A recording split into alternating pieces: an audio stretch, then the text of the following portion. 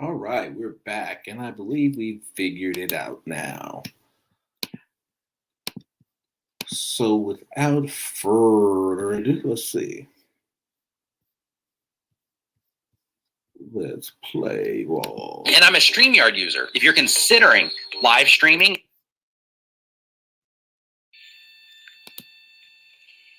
All right, welcome back to Study Ball as we continue our AFC West breakdown. We looked at the champs last week.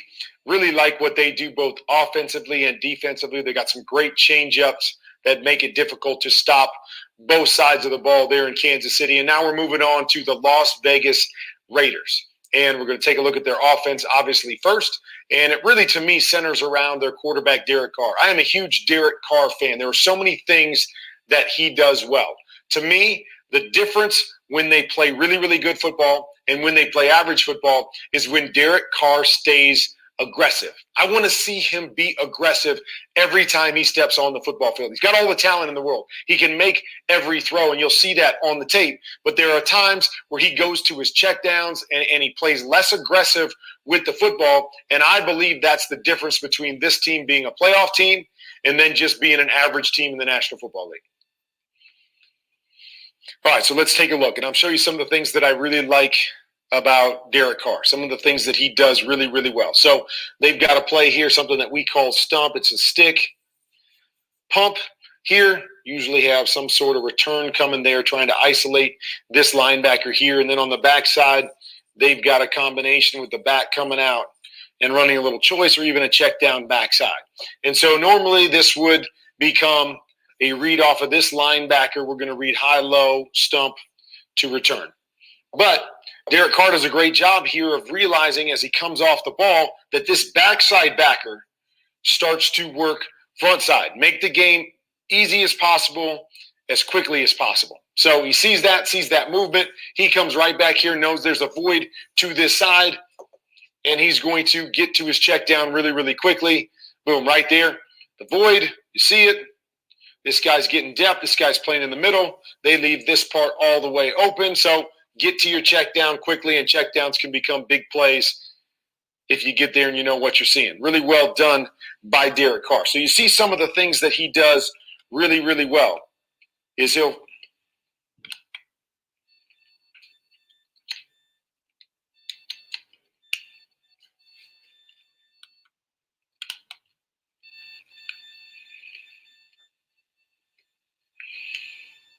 so some of the things that Derek Carr does really, really well is his ability to get through things, get to his check down. So you see the upside. All right, here we're going to run a heavy formation, tight end. They're going to block, and we're going to run what we call a POCO, post corner swing, with our fullback coming out of the backfield. Once again, you'll see really well done here.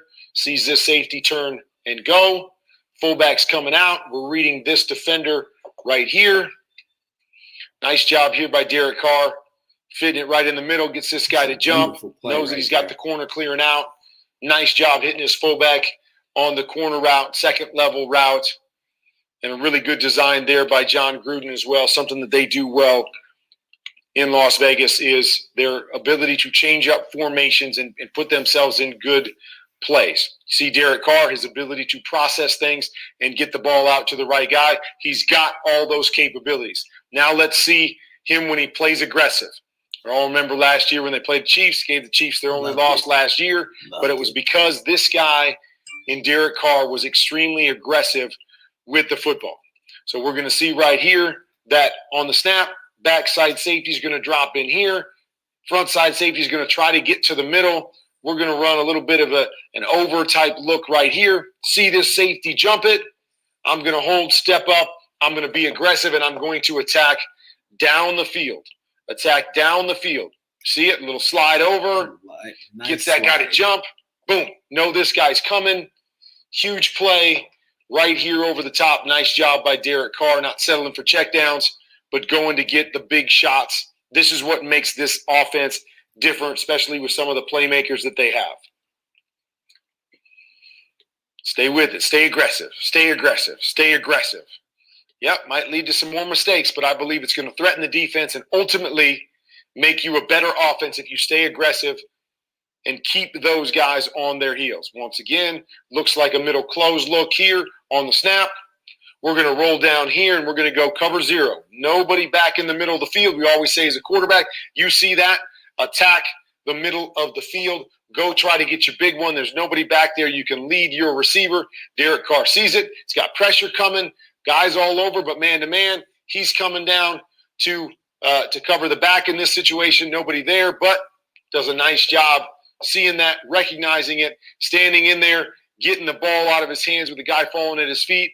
Aggressive, big plays, going for the big plays.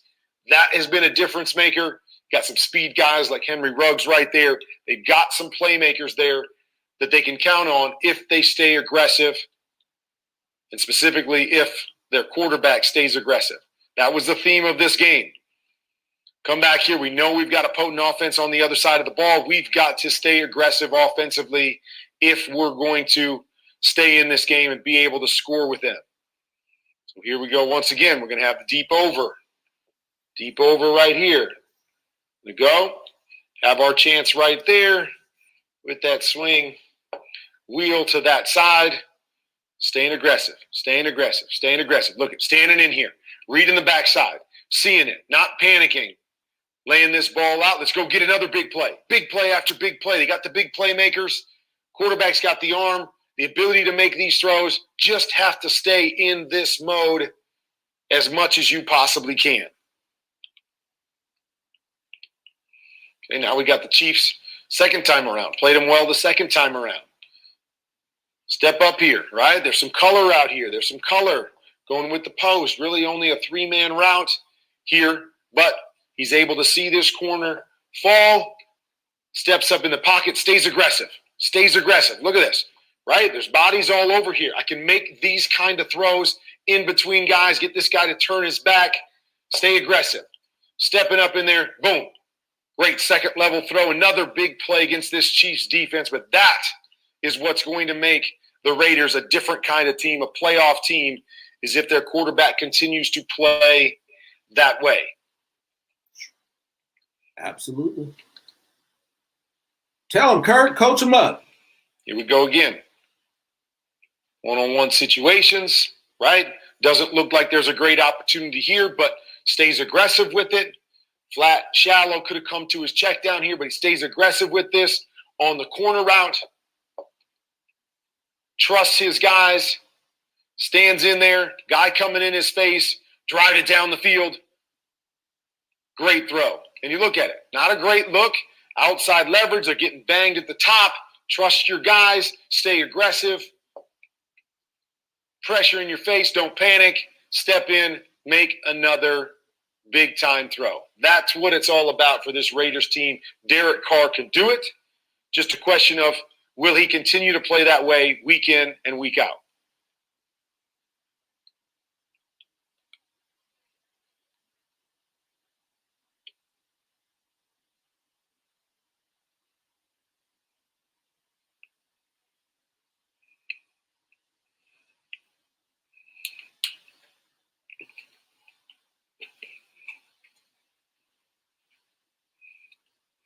So there's a good look at when this Raiders team is going good. It starts with Derek Carr, his ability to be aggressive and make those game-changing plays down the field. That's a look at the Raiders at their best. Now we're going to pop to the film and we're going to take a look at the Raiders when Derek Carr isn't playing as aggressive and how that can hurt this football team, because there's plays out there to be made. I know he can do it. If he gets into that mode and stays aggressive from start to finish of games, I believe this team can push for a playoff spot. All right, so here we go. Another look against the Chiefs. Play action. We're going to run same play basically. Post, over, flat, right here. Now, could come off in this situation. Decent pocket. Take the check down here. But instead, we're going to wait a little bit. But right there, there it is. There's the window. Huge. Step up right here. Slide up. Keep your feet under you like we saw in the last play. Drive this throw. Go make yourself a big play. It's there to be had. Instead, we're going to go and we're going to end up taking a sack, falling down in this particular case because we're not staying aggressive.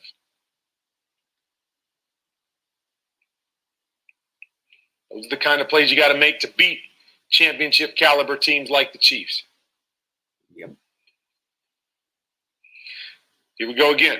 We're going to go, in this particular case, we've got a double post concept with a flat, and then the deep over is coming right here. You see the pocket. There's nobody close to him in the pocket. Drop back, look at it again. You know what the play is. Okay, we're reading this safety. That safety staying back. Now we're finding this corner. He's staying back as well. We got to read right here, high, low, flat to over. You're going to see the over coming big time. Slide up the field. Stay aggressive. Attack this window right here. Here he comes. You got yourself another huge chunk play if you stay aggressive. Instead, we check it down. We get 4 yards when we got an opportunity to get a big play.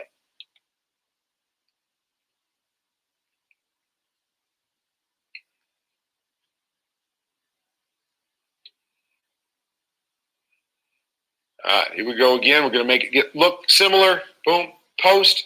Now we're going to look like we're going to take the over, but now I'm going to hook it right here with the flat there. Now, this isn't a huge window right here. We got a one linebacker, another linebacker. We get this linebacker to wide a little bit. We get this guy to turn his hips back to this side. There is a window right there. If you're aggressive at the top of the route, right there. Bang, right there. Let it go. You've got a window right here between these two guys. Put it on the outside number. Anticipate. Be aggressive, and you've got another chunk play here into the secondary. Got to be ready. Got to play ready. Got to play aggressive. Instead, once again, we're going to check it down 3-4 yards when we've got an opportunity to get a big play right there. Anticipate. Let that ball go. Let that ball go. They're trying to play makeup. You got a chance for a big play, and this is what we continue to talk about with Derek Carr. Stay aggressive. Attack. Don't settle for your checkdowns. Don't settle for your checkdowns. It doesn't mean the checkdown isn't a smart play here and there, quarterbacks, because it is. No doubt. You see down the field that there's an opportunity, attack it. Stay in attack mode. Don't just go right to your checkdown. Here's another look. We're going to run these switch go routes here. So we're going to switch. Same routes, We're both going to sides. switch, go here.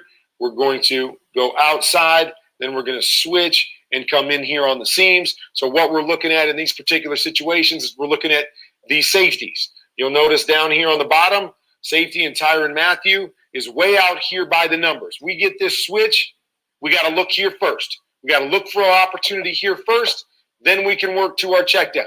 Watch what happens. Boom, right there. Here. We get this guy to widen. Look at that lane right there.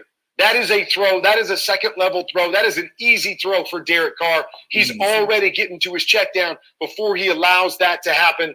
Another missed opportunity. Now, I know they won this football game, so you might be saying, well, it turned out okay. Well, sure, it turned out okay. They won by 1 touchdown. The Chiefs started to come back. You need every play you can make in the National Football League, especially against good football teams. As a quarterback, yep, you might throw a couple more interceptions, but I always believe that on the back end, it helps your offense more when you stay aggressive and you make the defense think you're going to attack them on every single play.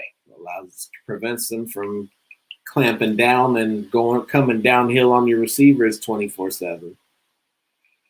All right, now this is a simple one, okay? So all we're running here is a slant with a flat. Right here. Okay, simple concept. So I'm going to say be aggressive even on simple concepts. And a lot of people say, well, it's not really aggressive if you're throwing a slant or a flat. Really, what's the aggressive part of it? Well, the aggressive part is we're always trying to throw these slants. These slants in most cases are going to be the big plays. Now, I understand the situation. They bring pressure right here. This linebacker is running to the flat. So, yeah, I understand. It's not a bad read here. We can take that. We've got leverage. We've got a good situation. All that's great. But when I see these guys running out of here, there's nobody else in the middle. What do I want? I want a receiver that is going to catch this thing running in most situations, not being chased, but catch this thing running, hit him in stride. He's up on the safety. We've got a big play here. Don't want to just settle. The read goes slant to flat. Open. You'll see it right there. Look at this. This is it. That throw right there, my best player, get him running. I want that all day long. Nothing wrong with Josh Jacobs. Great player, but here's what happens. We get 2 yards on this play because we weren't aggressive. Set here, Make sure this guy holds it off, which allows this guy to have better leverage, and maybe that becomes the big play.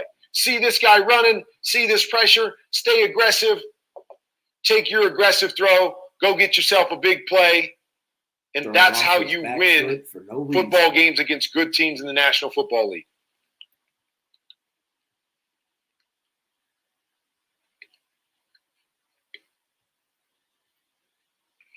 Okay, another look at it right here. Yep, we got pressure. So they're going to run combination here, boom, corner, flat. So our read's obviously going to be on this side. We've only got 3 receivers here other than our check down. Okay, they're going to bring pressure right here. That's going to be picked up. They got 6-man protection. That's going to be picked up by the offensive line. They're going to end up bringing an extra pressure guy as well. So they bring this guy here as well, which in that situation would create, this guy is not going to be protected.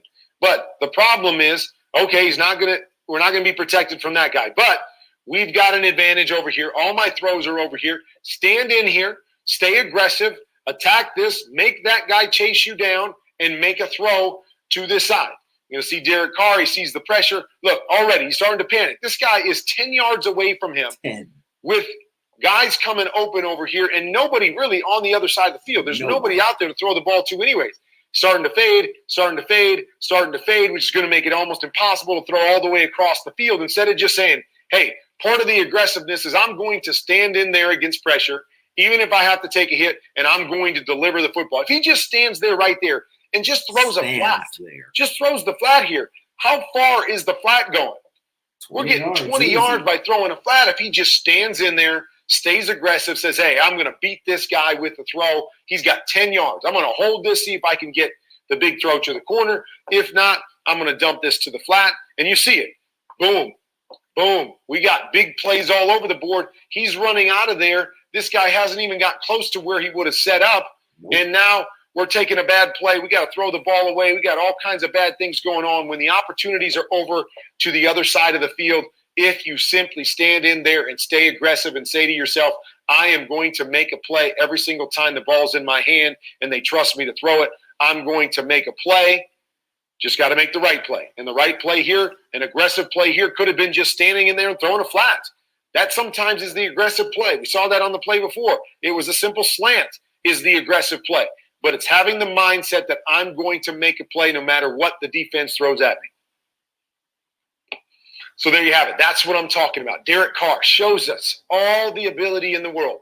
Great reads, the ability to attack and make big throws down the field. And then sometimes, and I don't know why it is, he seems to get into that mode, I'm going to play conservative. And I'm going to play to get completions, not play to win football games. And I believe that's the difference for this Las Vegas Raiders team and will be the difference next year is that guy behind center. How does he choose to play most of the games? He's got some really good weapons on the outside. May take an extra little study ball breakdown to take a look at Darren Waller because he does some really good things and gives them some advantages. But to me, it's all about the guy behind center and how he chooses to play next year will determine how far the Las Vegas Raiders go. It's a lot to unpack there. I mean, that was quite a little breakdown from Kurt Warner, MVP Kurt Warner. But it brings us back to this whole debate, this whole factionation, this whole split. And it's just crazy to me that yeah, there we go. Turn that off. So it's crazy to me as how passionate people are in their positions against each other. And it really struck me that as I thought about it today, that the reason it's so intense and the reason why everybody's so entrenched in their positions is that both sides are right. I mean, you saw it firsthand from what Kurt Warner said. Kurt Warner is a Hall of Famer, a Super Bowl winning quarterback. He's been to the Super Bowl with 3 different teams, I believe. The Buccaneers, the Rams, the Cardinals, and I believe the Giants. Yeah, he was backing up Eli and the Giants. He knows what he's talking about. He's got a gold jacket. He knows what he's talking about. He was the starting quarterback for the greatest show on turf, which to this day is the best Super Bowl winning offense of all time in terms of yardage and points produced, because the Falcons didn't win it all, remember. But he pointed out Derek Carr's strengths, which are the primary reasons that all of the quote unquote stands use to defend Derek Carr. Said he makes all the throws. He's a great decision maker. He reads the defense. He's smart. He can do it all. He literally can do it all. And then the same breath turns around and says and hits on all of the points that the quote unquote Carr haters have been making. Like he shrinks up in the face of pressure. Said his aggression levels are inconsistent. And while he may be the greatest quarterback on earth, when he's pissed off for greatness, when he's not feeling aggressive, when he's taking what the defense gives him, he hamstrings this offense and leaves a lot of points out there on the field. And a lot of people will blame Gruden for the offense that he's running, but you just saw Kurt Warner show you right there that the play design is there. It is a good play. The execution is off because the quarterback doesn't always keep a consistent level of aggression when attacking the defense. That, in a nutshell, what Kurt Warner just said in the last 20 minutes is what I and Phil Jones have been saying for the last 2 years. And we've run aground of a lot of people, but the truth is the truth, and we will never lie to you. We've watched film. We've counted open receivers, missed opportunities through every football game. We've looked at the turnovers. We've looked at the highs, the lows, and believe me when I tell you, and it may shock some of you, on Sundays, I'm the biggest Derek Carr fan there is too, because when he has success, the Raiders have success. And when the Raiders have success, we all win. I just happen to be of the mind that the highs and lows are too equal. There needs to be more of one, which would be the highs, than we've seen in the 7 years of his career. Well, in 2016, we got the best of what we perceived Derek Carr was. And while everybody will tell you that you need a top 10 defense or you need a much better defense, the 2016 Raiders defense in terms of points and yards allowed was not very good. They were in the bottom third of the league. What they were good at was creating turnovers and getting the ball back. A lot of the stands will quote the fourth quarter comeback statistic as solely a Derek Carr thing. But the truth of the matter is that you can't have a comeback without defensive stands and defensive turnovers, defensive getting the ball back to the offense to score. That is how you come back. Initially, at some point, you have to stop the other team and give your offense a chance to catch up and pass them. So there's some of these comments. But it truly is amazing when you think about how polarizing a figure he is. He's constantly in trade mentions. He's constantly being labeled as the greatest quarterback who's ever lived. And in reality, when you look at his statistics, for the last couple of years, he's been hold on, messages. For the last couple of years, he's been a middle of the pack quarterback. And that's not to try to knock him. That's just where he's been. That's where he's found himself. We can say throughout all the receivers that have been changed, all of the head coaching, but you name me a top tier wide receiver that's been knocking down the Raiders' door to come and play with him. I'll wait. But you see top level wide receivers leaving and enjoying success with other teams. You see Amari Cooper has increased all his statistics since leaving Oakland. Antonio Brown got out and won a Super Bowl. It may have taken him a while. He had to sit out, did some crazy act of the crazy ass fool. But I have to believe that a player of his caliber who's that focused on improving his own numbers and benefiting himself would be able to see a situation for what it is and see whether there was a problem or there wasn't. And that's really kind of what boggles my mind about this, is because certain players will have career years. It will be the best possible versions of themselves they ever will be. You look at Darren Waller. You look at Jared Cook. You look at Crabtree. They all came. You look at Nelson Aguilar. They all came and they had tremendous seasons with Derek Carr. And so it's constantly a tale of two opposites. And it really makes it hard to accurately judge a player's performance when they're leading your franchise in every statistical passing category, yet still 47-63 through 7 years.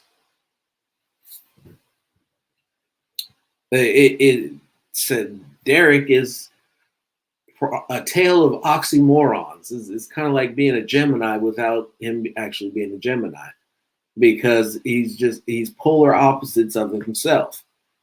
He used to run, he used to dive, he used to be out there doing all that crazy stuff that we loved. He got a little older and that stopped.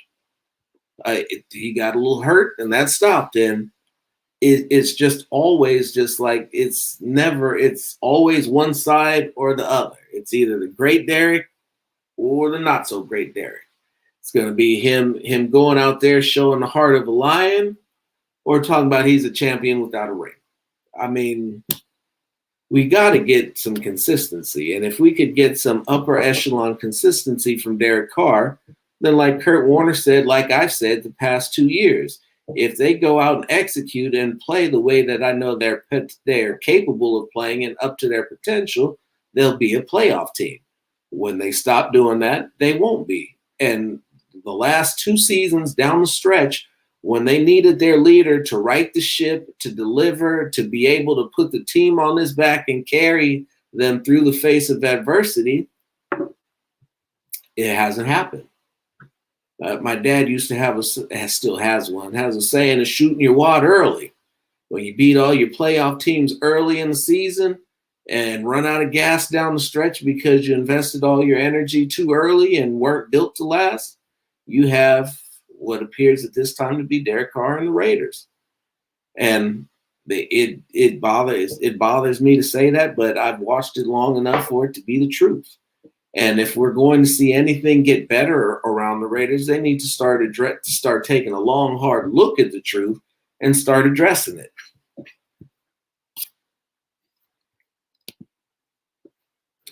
It's nitpicking when you only address quarterback in a team sport. Carr has had to deal with the worst, but still managing to help out players get a bag when they leave.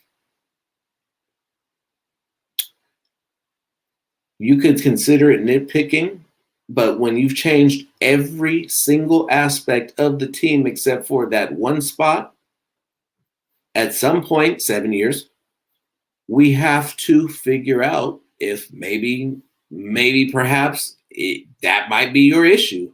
If you've changed everything, head coach, offensive coordinator, wide receivers, line, running backs, all tight ends, the whole nine, but you come back and they're still trotting out the same quarterback who is, but at this time, who we know him to be. It's 7 years. You're not going to see anything different out of Derek Carr. This is who he is. This is what he has to work with. This is his skill set. When he comes out and he tells everyone that he's given it his all, I believe him, because he is. And he can definitely elevate some who'll do what they're supposed to do. He seems to struggle when guys don't do what they're supposed to do, which has been another popular issue that with Raider players that reflects on poor coaching. But the quarterback is without a doubt the most important position in all of sports, and he's got to be better. As good as he is, he's got to be better. You take a look at the quarterbacks that he's got to go up against in the AFC West, and that's the bar.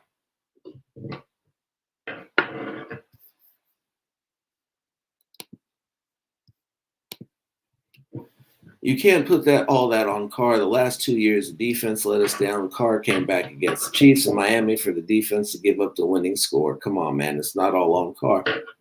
I don't recall saying that either one of those were all on Carr. In fact, the Chiefs game, I hung that one squarely on Jonathan Abram. Miami was just, I don't even know what to say about Miami. Watching that was just, it actually reminds me of the Texans game where they kicked Deshaun Watson in the face and he still managed to hit the tight end for a game-winning play. So I look at a lot of things, and there's plenty of blame to go around. I mean, let's be real. You don't start a season at 6-4 in consecutive years and miss the playoffs both years with 7-9 and an 8-8 record, meaning you won one or two more games through nearly the second half of your season. That is despicable, honestly. That is every conceivable thing going wrong at the most pivotal time during your season. And there's plenty of blame to go around. Your general manager, Mike Mayock, has got to take some of that blame because somebody has to be about the business of making the team better. Your head coach has got to take some of that blame because he's got to find a way to be able to stop the bleeding and come up with a winning strategy or find the guys to get out there and make it happen. Your offensive and defensive coordinators have got to call better plays, design a better game plan, make better use of the talent that they had because they were too basic and the other teams had them figured out. And then you get to the players who just simply have to play better. There's plenty of blame to go around. My whole thing has always been this, is that when you change everything else but one piece and the results have been the same, at what point do you change that piece just to see? And I thought that we were going to get that moment against the Chargers the second game last season when Mariota came in and in a half put up 200 yards passing and nearly 100 yards rushing and had the offense humming with no practice reps, no game plan, 5 basic plays. But that was the only time that we've seen Mariota. And with what it is, with the way they've retooled the offensive line to make it more geared towards running the football, being a bruising offensive line, and taking the pressure off of Carr so that he doesn't have to do everything, and they can use ball control to help with the defense and keep those opposing AFC West offenses off the field. It's all going to come together.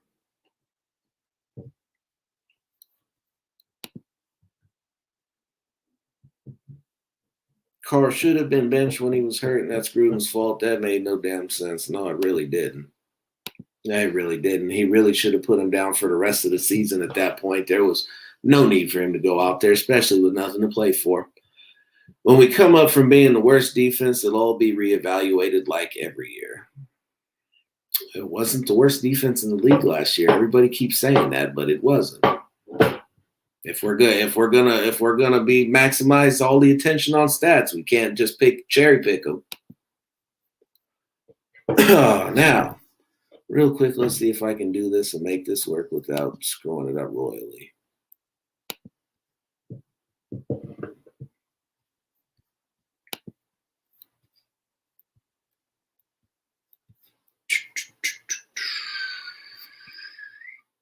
Let's just do this. So we're going to pull up the Mina Kimes and Louis Riddick.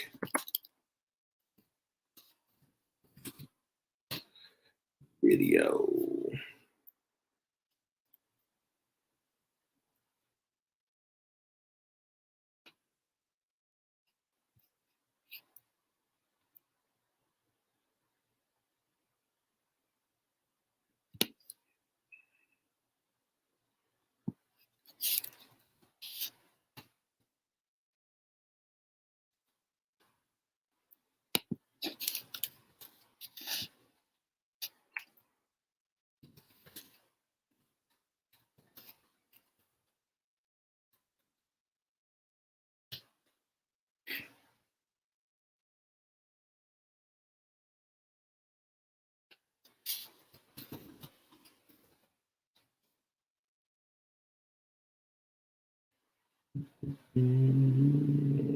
Lovely. Not seeing it.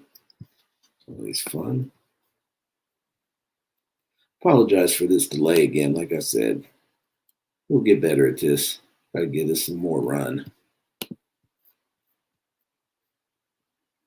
The Raiders are an example of, quite honestly, what's wrong with the NFL right now as far as the discussion around football teams, which is always, quarterback. Talk to me about the offense. How many points are they scoring? How many wides are they putting out on the football field? What kind of wide receivers do they have? And then you just kind of ignore the other two phases of the game. People do that to the Raiders all the time. I'm with Mina. I have gotten into arguments with Raider Nation over and over and over again, and I love them to death. Everybody knows how much affection I have for the Raiders. But they're dead wrong here as far as always getting on Derek Carr and the fact that this offense needs to go out and get Aaron Rodgers or get Russell Wilson or get Deshaun Watson. They need to get their rear end in gear as far as this defense is concerned, because a lot of assets have been devoted to that side of the football, both in free agency and in the draft. They're going on their third defensive coordinator. Paul Gunther, then Rod Marinelli takes over. Now Gus Bradley is there. And I'm telling you what, they've been last, bad. Simple as that. John needs to fix it. He's the GM. He's the de facto decision maker. Heck, he's probably just as powerful as Mark Davis himself. Get it fixed.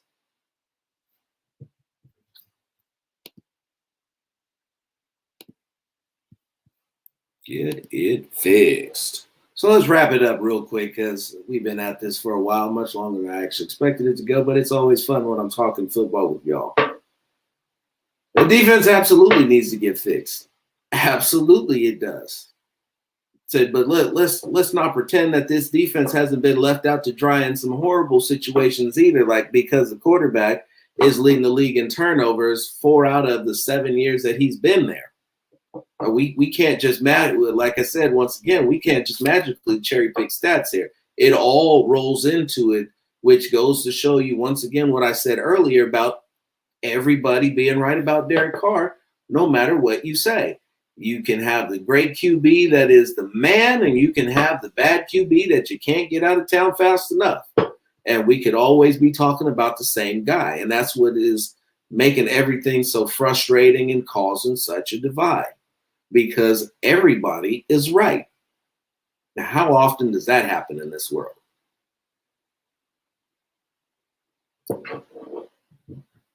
Going into this season, I've said it before, I'll say it again, it is going to be pivotal, especially from what you saw in the film study with Kurt Warner.